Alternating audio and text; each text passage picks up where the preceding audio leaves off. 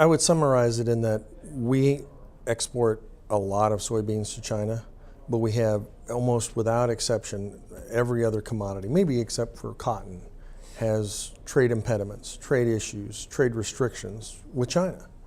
And in this conversation, we are trying to address all of those structural issues, all of those things that keep our rice, our beef, our poultry, our pet food, our dairy products out of China. We've got to fix these sanitary and phytosanitary issues, non-trade barriers to have access into China. And that's exactly what we're trying to do.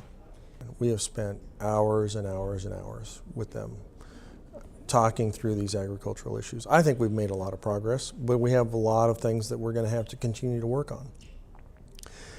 The numbers, to give you some context here, our total ag exports last year were $145 billion. We only did about 9 of that to China last year. Normally that would be more like 20. But China's imports today are $124 billion. So if we get all of these things fixed, the context of this discussion is to see if we can figure out a way to take 20 billion in ag exports to China to maybe 40. The Europeans are impossible. They are just ridiculously protectionist. They have been for decades. They use all kinds of extraordinary excuses to keep our agricultural products out. We have Greenpeace and non-governmental organizations over there causing all kinds of grief, scaring people about the food that they eat. You have European politicians saying, well, if we do a UK-US trade agreement, that means we're going to have to import food from the United States that's less safe than our food. That's absolutely outrageous. And from my perspective, it's intolerable.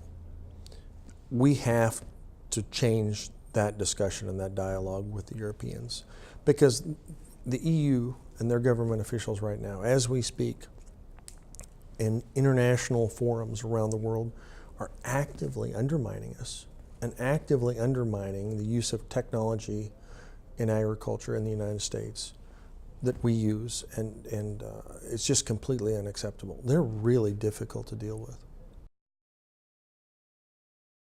Canada and Mexico were 2 of our top 3 markets, have been for a long time. Most of those tariffs in agriculture were at 0 and have been at 0 for a long time. We made some progress with regard to Canada and dairy, for example, with some wheat issues with biotech. The issue with USMCA overall as the U.S. economy is that there isn't a single thing in this agreement that's worse than it was before. Every single item, regardless of where you go in the economy and in this deal, is the same or better than it was. The challenge is really just helping members of Congress, and particularly new members of Congress, understand the importance of trade back home.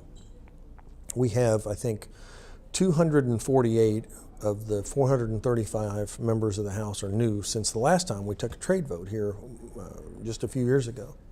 So there's just a lot of education that has to occur, and the Farm Bureau has done, as they always historically have, an unbelievable job on this. Well, right now we're trying to get things to where we can do business and have unfettered access for our beef, our rice, our pork, our poultry, our pet food, our dairy products with China. Next on the docket is having that same discussion with Japan and getting a deal in agriculture with Japan. I don't know what is going to happen with the UK. And on down the road, we would love to focus on Southeast Asia and look at what's going on there. There's a lot of opportunity there. But the issue is that in terms of U.S. agricultural exports overall, you know, I think we have enormous opportunities in terms of meat. We have enormous opportunities in terms of things like ethanol. And it's a long, hard slog to figure out how to open those markets around the world in different places. And we're going to continue to do that, because I think our ability to export these products around the world is just amazing. The demand for it is huge, but everybody around the world, you know, they always like to protect their own in agriculture. It's always a difficult conversation.